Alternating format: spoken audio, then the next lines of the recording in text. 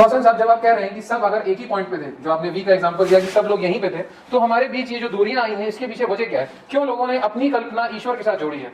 क्यों उसके रूप को अलग तरीके से सोचा है, जब हम सब यही मानते हैं, अंतर आत्मा से हम लोग यही मानते हैं कि ईश्वर एक है? तो ऐसा क्यों हुआ?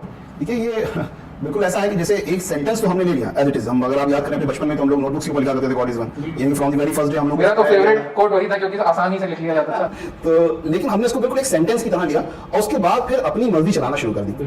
तो असल में होता क्या है कि किसी एक चीज का एक बहुत ही वाइड मीनिंग्स भी होते हैं। फॉर एग्जाम्पल, जैसे आप मुस्लिम शादियों में देखते हैं कि वहां पे निकाह के टाइम पे, शादी के टाइम पे लड़का कहता है कबूल है।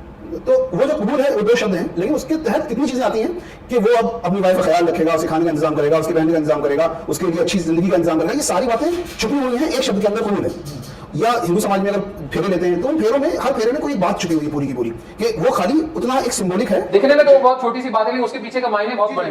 तो उसी तरीके से जब हम कहते हैं ईश्वर एक है, तो उसके कई एस्पेक्ट्स हैं, वो हमारे दिमाग में या तो आते नहीं या हम लाना चाहते नहीं है। पहला है कि परमेश्वर को अपना रब मानना। रब का मतलब ये है कि उसको मालिक मानना, वही सब कुछ है, उसी ने सारी दुनिया बनाई है, वो जब चाहेगा तो इस दुनिया को खत्म करेगा, उसी ने हमको बनाया है, वो हमारी सारे मामलात का मालिक है, वही हमको रोजी देता है, वही हमें जिंदगी देता है, वही हम जब बीमार होते हैं तो हमें ठीक करता है, वही हमको एक दिन मारेगा, वही हमको। ये सारी बातें हमारे उस शब्द में छुपी हुई है, रब में छुपी हुई है। तो जब हम कहते हैं कि ईश्वर एक है, यानी कि एक वो जो शक्ति है वो इन सारे मामले में पूरा का पूरी अथॉरिटी रखती है, कोई और दूसरी अथॉरिटी उसके साथ नहीं है। उसी तरीके से इसका मानना कि परमेश्वर एक है, इसका दूसरा एस्पेक्ट ये भी है कि जो खूबियां, जो कैरेक्टरिस्टिक्स ईश्वर की हैं, वो किसी दूसरे की नहीं हो सकती, और जो किसी दूसरे की हैं वो ईश्वर की नहीं होंगी किसी और। यानी कि उसकी जो कैरेक्टरिस्टिक्स हैं बड़ी यूनिक हैं, और वो सिर्फ उसी के साथ रिलेट करती है, और के साथ वो चीजें रिलेट नहीं कर सकती।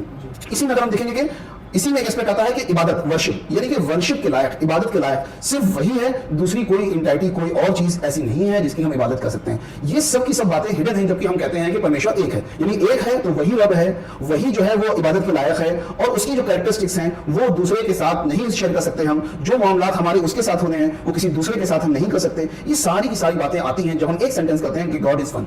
इसको खाली सेंटेंस की तरह ले लेना और बाकी जिंदगी अपने हिसाब से बिताना, ये समझदारी का काम नहीं है। जब हम कह रहे हैं तो इसके इससे जो मायने निकलते हैं उस पर भी हमें अपने जीवन में अमल करके दिखाना चाहिए।